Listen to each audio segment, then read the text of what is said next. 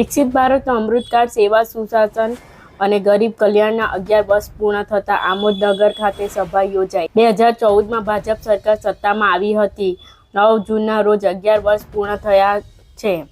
આ નિમિત્તે સમગ્ર દેશ અને ગુજરાત ભાજપ સરકારની સિદ્ધિઓની ઉજવણી કરવામાં આવી રહી છે। રાજ્ય અને જિલ્લાઓમાં સભાઓનું આયોજન કરવામાં આવ્યું છે। વડાપ્રધાન નરેન્દ્રભાઈ મોદી સાહેબ 11 વર્ષના નેતૃત્વની સિદ્ધિઓને જન જન સુધી પહોંચાડવા આજે આમોદના સ્વામિનારાયણ સ્કૂલ ખાતે ભાજપ આયોજિત સભાનું આયોજન કરવામાં આવ્યું હતું। સેવા સુશાસન અને ગરીબ કલ્યાણના 11 વર્ષની સફળતાને ઉજાગર કરતો વિકસિત ભારતનો અમૃતકાળ અંતર્ગત ભરૂચ જિલ્લાના આમોદ ખાતેના કાર્યક્રમમાં ભરૂચ જિલ્લાના પ્રમુખ પ્રકાશભાઈ મોદી, જંબુસર આમોદના ધારાસભ્ય દેવકિશોર સ્વામી, જિલ્લા મહામંત્રી ફતેહસિંહ ગોહિલ, જિલ્લા ઉપપ્રમુખ પ્રતીક્ષાબેન, આમોદ તાલુકા પ્રમુખ દીપકભાઈ ચૌહાણ, મહામંત્રી હિતેશભાઈ શાહ, પાલિકા પ્રમુખ જલ્પાબેન પટેલ, રીટાબેન પટેલ સહિત આગેવાનો, હોદ્દેદારો અને કાર્યકર્તાઓ મોટી સંખ્યામાં હાજર રહ્યા હતા।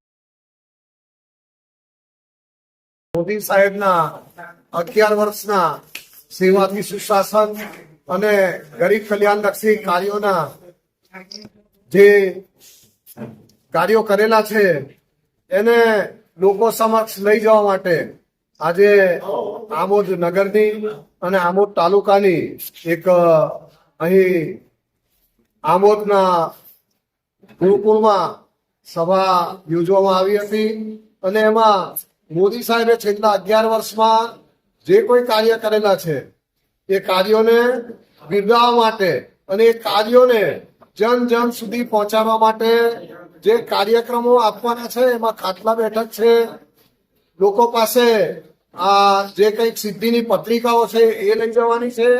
તે ઉપરાંત આવનારા સમયમાં મોદી સાહેબે જે સંકલ્પ લીધો છે 2047માં ભારતને વિકસિત ભારત બનાવવું, તો એના માટે સૌ કાર્યકરો તન મન ધનથી કાર્યમાં લાગી જાય અને જે રીતે ભારત દેશને વિકસિત બનાવવું છે એ રીતે આપણા દરેક રાજ્યને વિકસિત બનાવવું છે, જિલ્લાને વિકસિત બનાવવું છે, તાલુકાને વિકસિત બનાવવું છે અને ગામ અને નગરને પણ વિકસિત બનાવવું છે।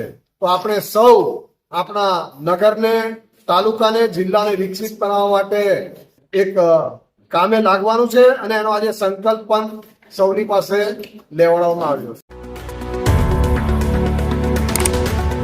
Subscribe now and press the bell icon.